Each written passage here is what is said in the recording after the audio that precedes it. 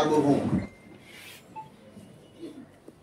একটা গণতান্ত্রিক সমাজে ব্যক্তি অর্থাৎ জনগণ যখন ব্যক্তির সার্বভৌমত্ব আমরা স্বীকার করি, ব্যক্তি সমষ্টি তৈরি করে।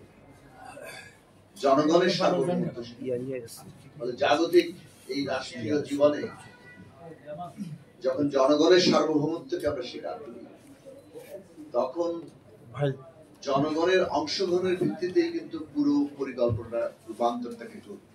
পদ্ধতিগত দিক থেকে জনগণের অংশগ্রহণের এই প্রশ্নকে কোনোভাবেই এড়িয়ে যাওয়ার কোন সুযোগ নেই।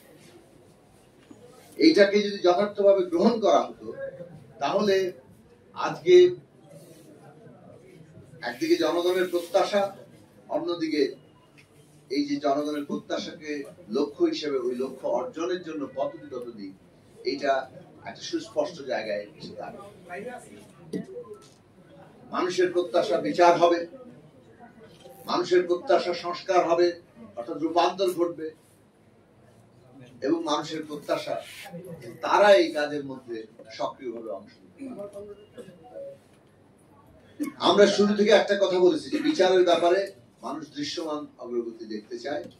আপনারা এই বিষয়ে কিছুটা অগ্রগতি হয়েছে, বিচার শুরু হচ্ছে, এটা নিঃসন্দেহে মানুষের মধ্যে স্বস্তি তৈরি করবে, আশাবাদ তৈরি করবে।